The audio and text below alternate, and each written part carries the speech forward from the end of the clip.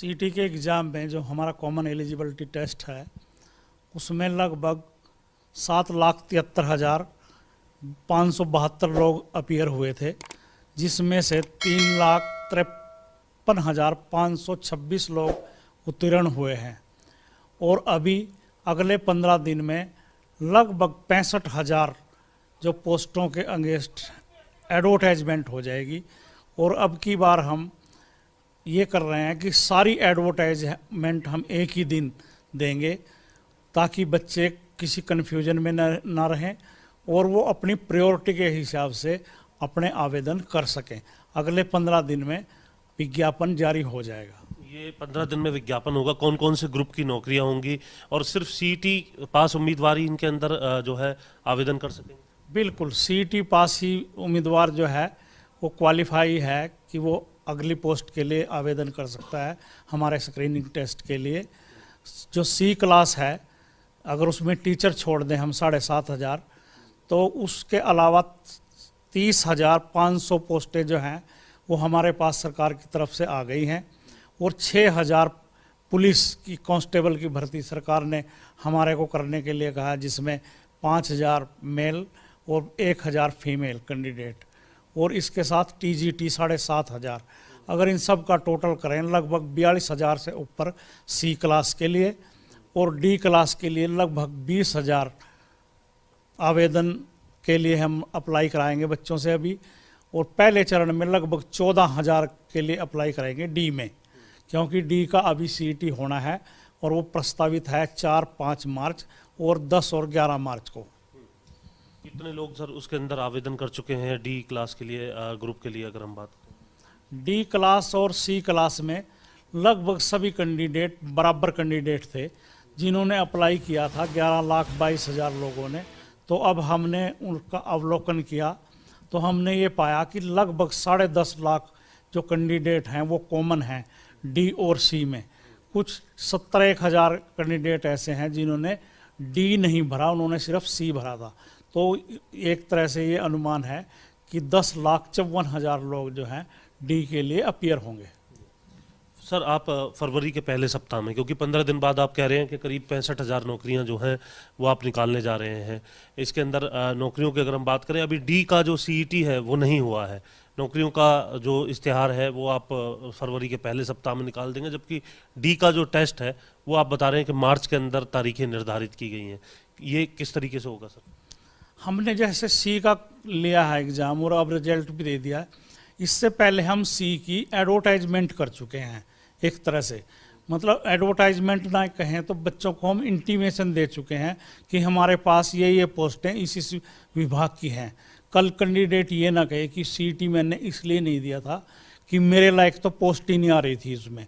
तो इसलिए डी का भी हम विज्ञापन करने जा रहे हैं एग्ज़ाम से पहले ही कि हमारे पास इस विभाग की ये पोस्टें डी के लिए आ गई हैं, ताकि बच्चे उसके लिए प्रिपेयर हो जाएं।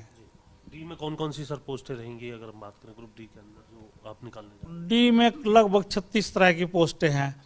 चौकीदार है, माड़ी है, अर्दली है, धोबी है, नाई है, बेलदार है। इस तरह की बहुत सी पोस्टें हैं जो डी क्लास में आती हैं, जिनको चतुर्थ श्रेणी कहते हैं। सर सीईटी जो अभी हुआ उसके अंदर कुछ त्रुटियां जो है वो पाई गई, कुछ का कहना था कि पीपीपी की वजह से सही अंक नहीं मिले हैं, कुछ खामियां जो है छात्रों की तरफ से उसमें बताई गई, उसको लेकर के क्या विचार किया जा रहा है? ये हमारा पहला प्रयास था और पहले प्रयास में कुछ न कुछ त्रुटियां रह जाती हैं।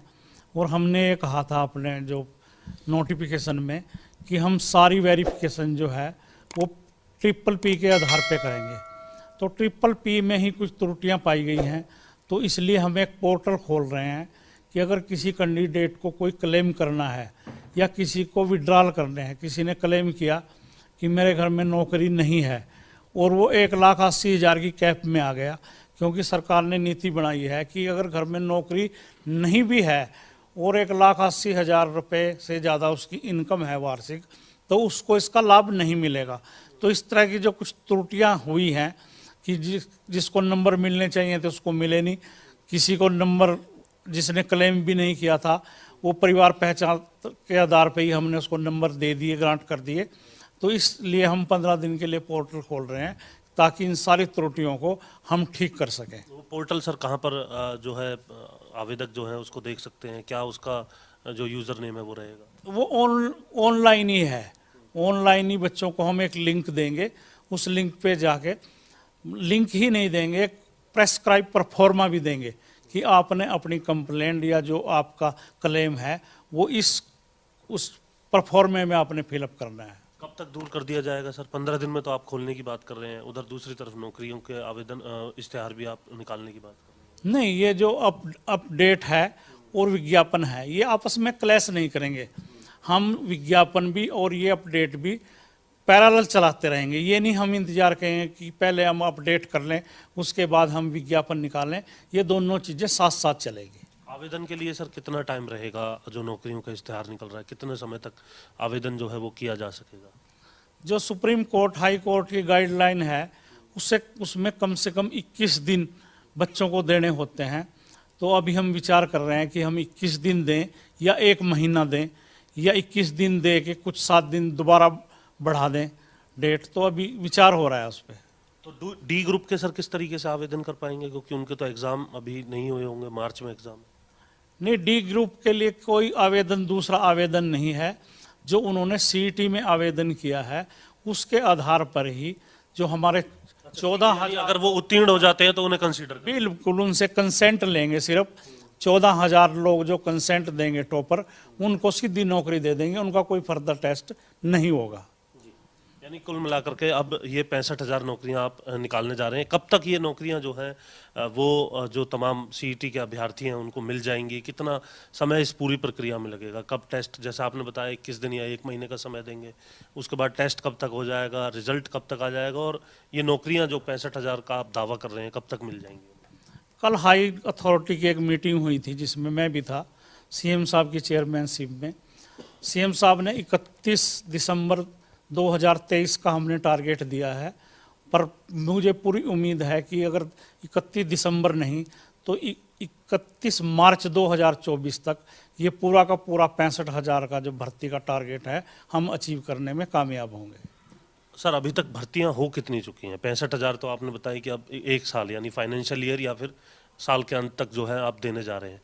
अभी तक भर्तियां कितनी हो चुकी हैं विभाग के अंदर? क्योंकि बेरोजगारी को लेकर के तमाम दूसरी बातें भी राजनीतिक तौर पर देखने के लिए मिलती हैं, लेकिन एचएसएससी के माध्यम से कितनी भर्तियां अभी तक हो चुकी हैं? चलो, मैं कोई राजनीतिक नहीं हूँ, मैं राजनीतिक भाषा भी नहीं बोलूँगा, पर इन 8 सालों में लगभग 1 लाख भर्ती एचएसएससी कर चुका है। और मैं 24 मार्च 22 में आया था चेयरमैन, उसके बाद हमने 16,000 की भर्ती की है। इस सरकार ने जो मनोहर सरकार है, इसने लगभग एचएसएससी के माध्यम से, केवल एचएसएससी के माध्यम से 1 लाख लोगों को रोजगार दिया है। ये तो ऑन रिकॉर्ड है, इसमें कोई झुठलाया नहीं जा सकता। सर दूसरा सीईटी कब होगा? क्योंकि अब इसके बाद जो तमाम अभ्यर्थी हैं उन्हें इंतजार रहेगा कि ये सीईटी अगर दे दिया होता तो 65,000 जो नौकरी हैं उनके अंदर उनका भी जो नाम है वो हो सकता था। तो सीईटी को लेकर के अब आगे क्या प्लानिंग रहेगी? मार्च में तो आपने बताया कि डी ग्रुप के लिए आप कराने जा रहे हैं। डी ग्रुप के लिए मार्च में है, और जो सी के लिए है वो 2022 का तो हो चुका है, जो 2023 का है अक्टूबर और नवंबर में होगा, ताकि उस टाइम तक जितने भी बच्चे +2 में हैं या बीए कर रहे हैं वो क्वालिफाई हो जाएं। और ये हर साल अक्टूबर और नवंबर में सीईटी के लिए एग्ज़ाम हुआ करेगा। और अभ्यर्थियों को क्या कहना चाहेंगे सर आप? खबरें अभी तक के माध्यम से किस तरीके से वो अपनी तैयारी जो है वो रखें आगे के लिए और सरकारी नौकरियों? मैं आपके माध्यम से जो उम्मीदवार हैं, हमारे कैंडिडेट हैं, उनके लिए मेरी शुभकामनाएं हैं, और वो अपने अगले एग्ज़ाम की पूरी तैयारी करें।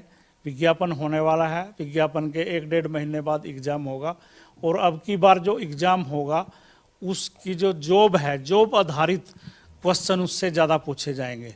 लगभग 70% क्वेश्चन जो हैं जॉब आधारित पूछे जाएंगे। जैसे कोई व्यक्ति जेई सिविल है तो हम जेई इंजीनियरिंग उससे 70% पूछेंगे, 30% हम बाकी चीज़ें पूछेंगे, जिसमें 10 नंबर का कंप्यूटर ज़रूरी है, और 20 नंबर में हम सारा अवेयरनेस, जीके, हरियाणा की जीके, ये इस तरह की सारी बातें पूछेंगी। तो हम एक नया ट्रेंड शुरू कर रहे हैं, जॉब ओरिएंटल जो वो है सिलेबस, अब की बार हम ज़्यादा वह पूछेंगे। कुछ बच्चे ये भी कह सकते हैं कि जैसे क्लर्क है, पुलिस है, वहाँ तो कोई जॉब ओरिएंटल नहीं है, तो वहाँ हम एसएससी पैटर्न अपनाएंगे, जो एसएससी कंबाइंड एग्जाम लेती है, उस पैटर्न पे हम बच्चों का एग्जाम लेंगे।